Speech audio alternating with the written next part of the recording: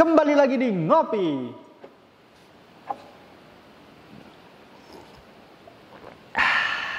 Ngobrolin api.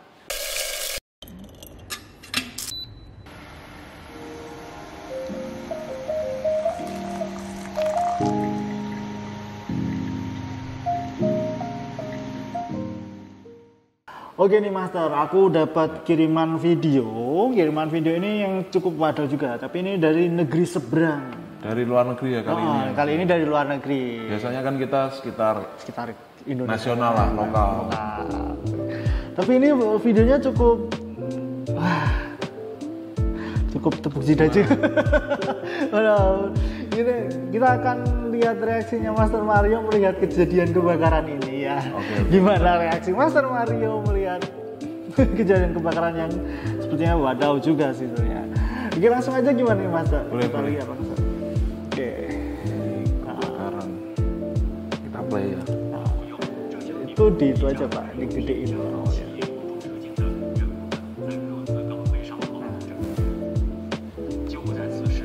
Sepertinya di Tiongkok ya. Di negeri Tiongkok. Judulnya Worst Fire Accident Ever. Kebakaran terparah yang pernah terjadi. Ini kalau berdasar dari translate yang saya coba kemarin, translate kasar lah ibaratnya. Ini kejadiannya di pabrik pengemasan dan pabrik parfum. Loh, kalau nggak salah. Itu kok bisa turun? Oh iya, ini mungkin ini saya stop dulu ya. Ini mungkin kan konteksnya kan di pabrik parfum mas. Parfum kan cairan banyak banget, dan parfum itu kan juga termasuk flammable liquid. Ada cairan mudah terbakar. Mungkin ini waktu mencampurkan bahan bakar, bahan parfum yang notabene juga bahan bakar itu ada, mungkin ini kan nyampur, ada dua zat yang mungkin saling bereaksi akhirnya tadi kan sempet tahu ini waktu kalau kita kembalikan sedikit keluar uap asap. Iya, waktu dituang kan berarti kan ada kayak sumber panas gitu. lah, bereaksi yang menggunakan sumber Jadi panas. kayak apa itu namanya, ada zat kimia yang kalau dituang air itu malah kebakar, itu kayak sulap-sulap itu ya. Ya. Ini mungkin ada dua reaksi bahan kimia saat dicampur keluar panasnya dan ngeluarin ini uap Langsung api gitu. dan asap itu lah. Kebetulan dituangnya juga ini sepertinya di ember plastik mas. Ember plastik kan mudah terbakar ya gampangnya. Akhirnya api langsung tersulut gitu. Ibaratnya ada panas bahan bakar dan kebetulan bahan bakarnya pun juga mudah terbakar, akhirnya Parfum juga kan ya, itu ya alkohol juga. Ini api sudah mulai keluar. Ya ini nggak dipadamin malah ditiup-tiup, padahal apinya sudah nggak segede lilin. Kalau lilin kita tiup pasti mati mas. Kalau ini sudah segede ember, bayangkan. Mungkin kita harus berpositif thinking Master. Mungkin dia sedang mengamalkan ilmu kungfu yang pernah dia pelajarinya mungkin.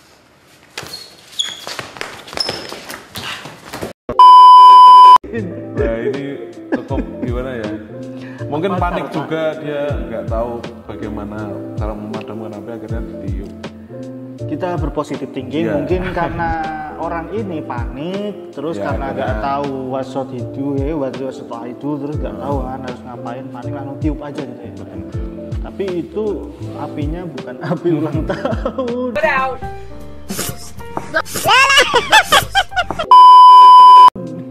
Lanjut ya. Nah ini coba ditutup mas, ember yang terbakar. Sebenarnya bisa sih kayak ditutup kan, kalau kita tahu juga ada teknik alat memadamkan api yang menutup seperti karung goni itu kan. Ditutup. Iya. Biar nggak ada oksigen biar masuk. Nggak ada oksigen yang masuk. Tapi kan ini bukan maksudnya di ember plastik juga. Terus ini nutupnya juga cuma sebentar tok nih.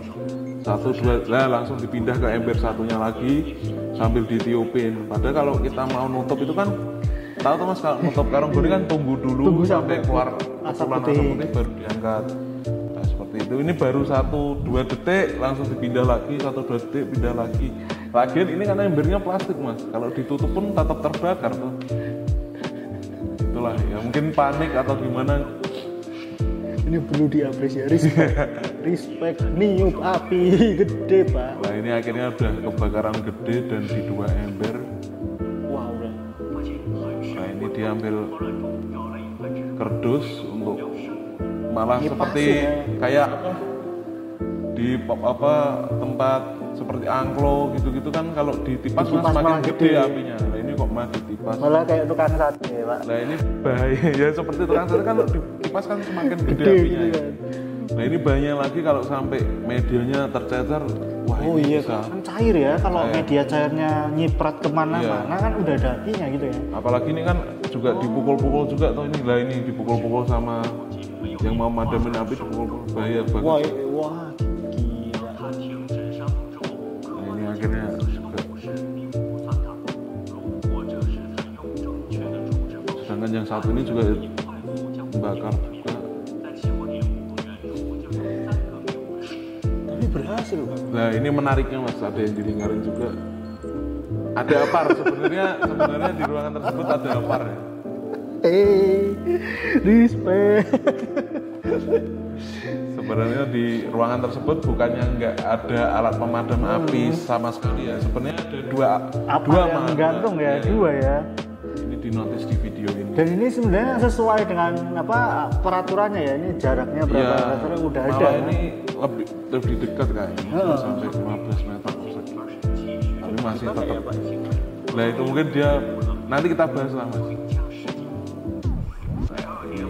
Ini udah di lain pabrik atau gimana? Ini kayaknya, ini kan kebakarannya kelihatan nih. Ini di sini kebakaran, yang ini apa? Ada apa? Pegawai lainnya. Bapak-bapak itu ya. Cuma melihat lah ini harusnya sih apa ya, menghubungi, kalau di Indonesia mungkin pihak terkait ya kayak damkar. Oh ini kebakarannya di sini nih. Iya, ini kebakarannya di ujung ini. Pegawai-pegawainya cuma lihat. Cuek gitu ya. Harusnya bantu madamin, kalau pun takut harusnya segera telepon pemadam ya, damkar kan. Atau bantu ngeluarin ini. Ini sebenarnya kalau dikeluarin pun masih bisa, cuma masih bisa diangkat. Jaraknya juga dekat ya.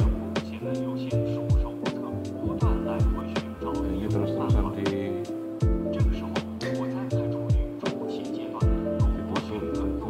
Iya sih. Ini udah mau habis loh embernya, sampai kebakar ya. Kebakar separuh.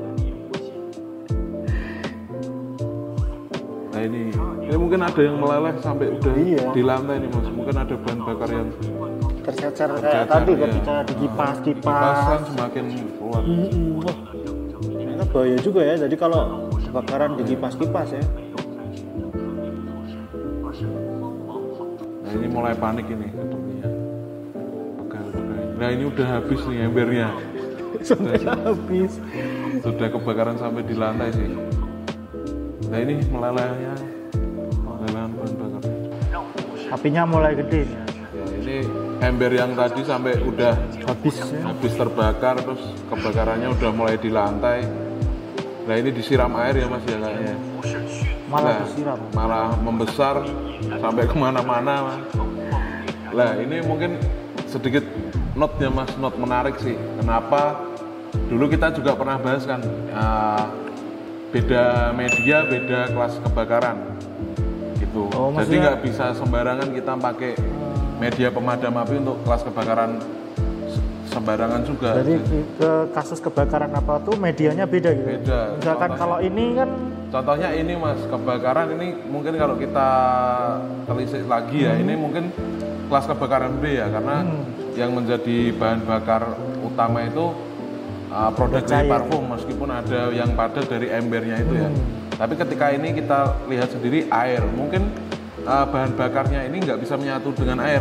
Akhirnya ketika disiram malah gede, kedorong dan menjadi semakin besar. Oh, jadi minyaknya ini yang kebakar ini malah kedorong ya? Karena nggak bisa. Ini kan meluas mas kebakarannya. Karena nggak bisa nyatu sama air, jadi jadi kan kedorong. Kayak kita kalau minyak kalau belum dikasih sabun, kalau kita di wastafel gitu kan, minyaknya jalan mas, bukan nyampur sama air tapi malah jalan mas. Lah makanya itu pentingnya memilih media pemadam api dan yang benar. tahu klasifikasi kebakarannya itu. Jadi kalau misalkan gedung ini gedung parfum, media yang bagus apa itu harus kita teliti gitu. Ya, nggak boleh sembarangan sih Mas. Apalagi nanti kalau ada sampai ini masih minyak ya, kalau elektrikal wah bisa bahaya. Lah seperti itulah contohnya sobat api. Pentingnya apa ya, tahu paling enggak kelas kebakaran dan media seperti itu. Oke, lanjut. 显然，他并不知道类似香水、乙醇、汽油等清理水的物质会在 listriknya udah mulai padam sampai udah gelap besar ya. ini udah seruangan sih. Lah ini mulai kelihatan panik ini gedungnya, tapi ya udah nggak bisa. Udah gede. Sayangnya juga mereka dari awal nggak membiarkan sih Mas, kayak nggak peduli ya, kayak nggak peduli, nggak bantu madamin, nggak bantu manggil pihak terkait. Lah ini meleleh, udah kayak mengalir gitu ngalir tuh. Yang tadi kesiram gitu. Ya, yang harusnya bisa dipadamin sekarang mah udah menjalar kemana-mana. Nah ini awalnya kecil ini gitu. Sampai segede ini Mas sekarang, bayangkan.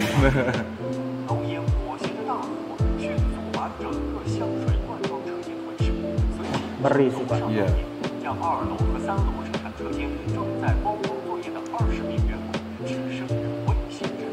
Nah ini sudah satu gedung Pak. Ini akhirnya satu gedung yang kebakar Mas. Meledak juga itu. Meledak, ada ledakan karena kan bahan bakarnya banyak banget toh Mas.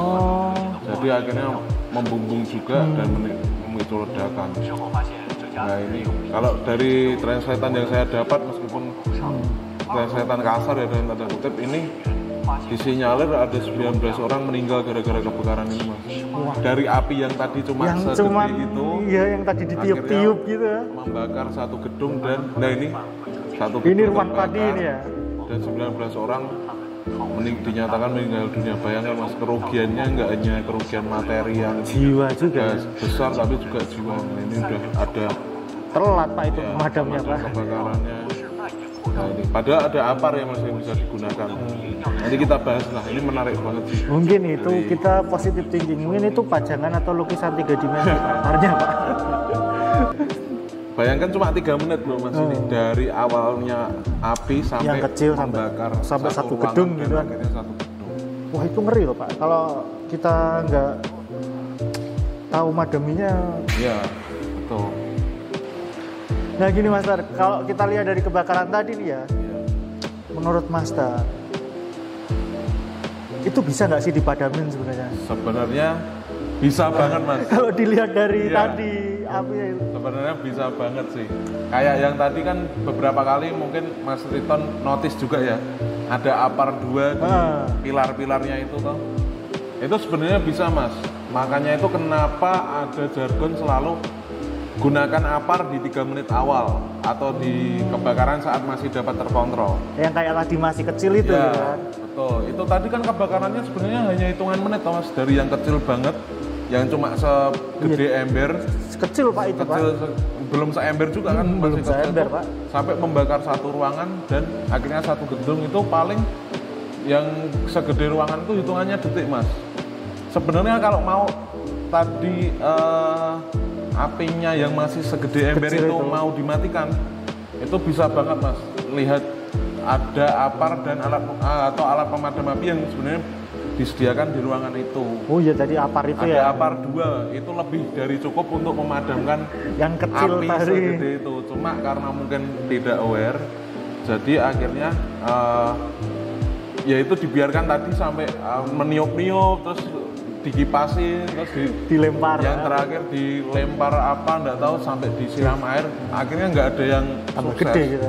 Dan malah apinya tambah gede. Nah itu maka dari itu pentingnya APAR di tempat tersebut untuk memadamkan api, atau di tempat-tempat yang memiliki potensi kebakaran di tempat sobat api. Itu sangat penting. 3 menit pertama itu krusial banget Mas. Jadi kita dikasih waktu 3 menit. 3 menit sebelum api meluas seperti yang tadi. Kalau kita punya APAR, kita bisa padamkan itu, dan kerugiannya nggak sampai sebegitu besar, terus nggak mengancam jiwa. Bayangkan dengan apar itu aja kita bisa menyelamatkan aset kita segede itu, menyelamatkan orang sebanyak itu.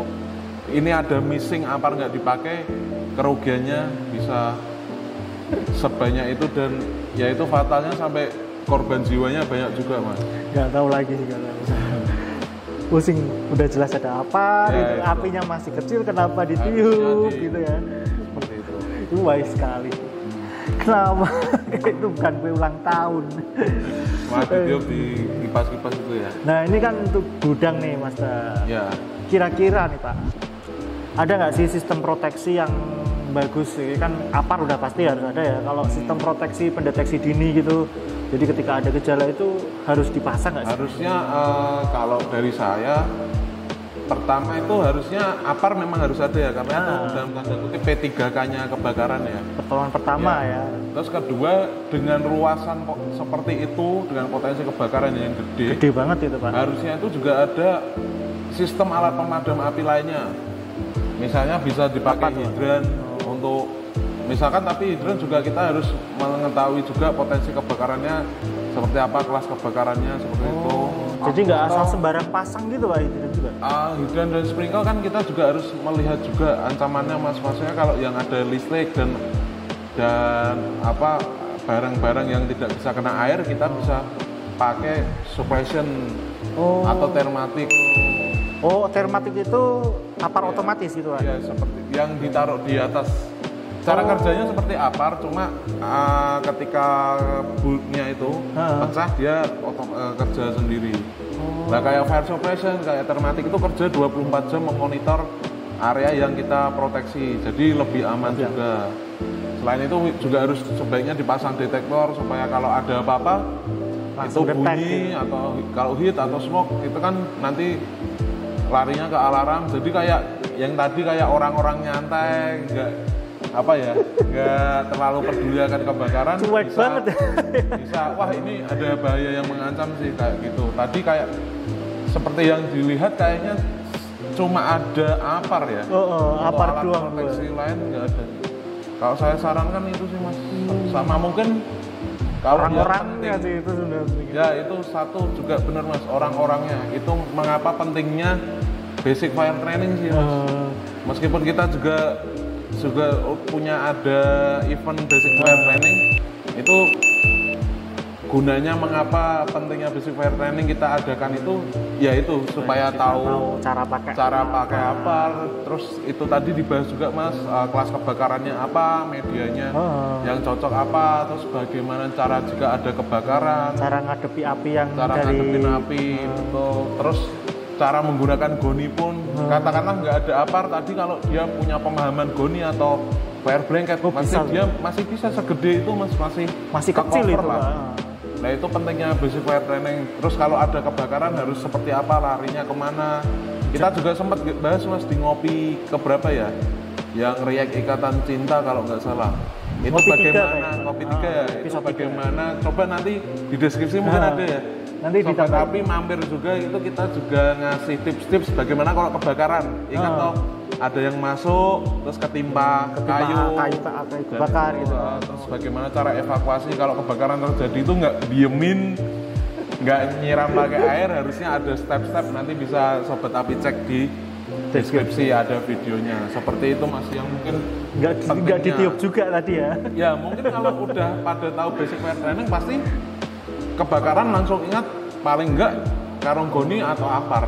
Harusnya karung goni basah. Nggak niup-niup, ketika orang mungkin belum ada knowledge tentang basic fire training, mungkin ya akhirnya jadinya seperti itu mas. Ya, kayak tadi. Panik satu, terus yang ada apa aja digunakan untuk madamin api, lah malah tahu sendiri fatal banget.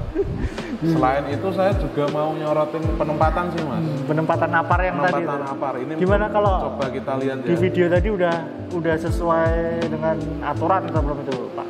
Ini sebenarnya ini kita lihat ya. Ini penempatan apar itu terhalang. Mungkin ini juga yang menyebabkan dari si orang ini susah kesini ya Pak ya? Susah kesini dan nggak notice juga mas. Ketutupan. Nah, diumpetin ya. Itu mengapa harus sesuai standar sebenarnya mas. Penempatan apar yang pertama itu harus accessible. harus mudah diakses, mudah dijangkau. Nah ini kan sulit mas, harus mindahin meja, mindahin tumpukan-tumpukan ini, terus baru apar bisa diakses. Selain itu harus ada segitiga apar juga. Oh di atasnya ini ya, supaya tulisan itu, ini apar gitu. Ya apar. Jadi kalau orang kan katanya kalau warna merah itu menarik, mencolok. Ketika kondisi panik, kondisi apapun tuh juga bisa tetap kita perhatikan karena secara psikologi itu merah itu bisa menarik kita walaupun di di kondisi-kondisi yang darurat lah. Ini kalau saya lihat ini aku kurang tahu apakah ini tanda apar atau cara penggunaan. Tapi yang satunya kayaknya nggak ada ya mas. Yang satunya itu nggak ada tanda apar. Mungkin itu juga yang membuat orangnya panik terus bingung gitu ya. Bingung di mana nyari apar dan sebagainya. Maka dari itu saya sarankan meskipun udah punya apar pun penempatannya pun juga harus diperhatikan. Jangan taruh bawah lantai ini, fatal lagi kalau ditaruh bawah lantai mas. Oh malah nggak kelihatan itu. Satu nggak kelihatan, kedua membuat rusak juga kan ketika apar ditaruh di lantai bisa menyandung orang, bisa medianya rusak karena kena lembabnya lantai. Oh, kayaknya ini udah pernah dibahas di videonya Gatol sama Mas Pujianto kayaknya. Sepertinya ya mas, itu nanti deskripsi juga ada. Jadi Gatol tuh infonya sebenarnya udah lengkap banget sobat api. Jadi jangan jangan lewatkan karena sepertinya sepele tapi ternyata masih banyak yang salah dan penting banget ternyata. Ini kalau sebenarnya sepele naruhin apar kok gitu doang gitu, tapi ternyata kalau nggak sesuai standar susah, fatal juga ini satu gedung kebakar dan korban jiwa memakan korban jiwa. Jadi kalau saya sarankan ya ikuti standar. Yang pertama minimal 15 cm dari lantai atau 125 kasih tanda apar seperti itu. Terus nggak boleh ada jangan terhalang dan mudah diakses seperti itu. Dan kalau yang di penempatan luar dikasih box supaya nggak rusak, nggak terpapar cuaca ekstrim, nggak berkarat gitu. Karena panas kan gampang berkarat. Itu sih kurang lebih yang bisa saya sampaikan. Di ngopi kali ini. Ngopi kali ini cukup menampar ya hal-hal sepele tapi efeknya ternyata fatal itu gitu. Padahal cuma dari api kecil gitu kan. Cuma dari api kecil dan penempatan apar yang nggak aksesibel, ketumpuk, tersembunyi gitu kan. Akhirnya menjadi kebakaran seperti itu dan karyawan yang mungkin belum dibekali basic fire training akhirnya memadamkannya seenaknya sendiri, sedapatnya lah ibaratnya mas. Akhirnya dari hal kecil ternyata jadi gede. Efeknya fatal. Saya masih ketawa loh Pak, dia niup api Pak. Ya masih ada yang tanyain lagi loh Pak. Oke, ada tambahan atau udah nih Master. Udah cukup ya? Udah cukup Master. Oke nih buat Sobat Api, kalau punya video-video tentang kebakaran yang ingin kita bahas, ingin kita kupas tuntas, langsung aja tulis linknya di kolom komentar atau kirim ke videonya ke email ya, ke emailnya Gatol, nanti ditulis di deskripsi kita. Jadi tetap pantengin terus channel YouTube-nya Gatol buat dapetin informasi terbaru seputar dunia kebakaran.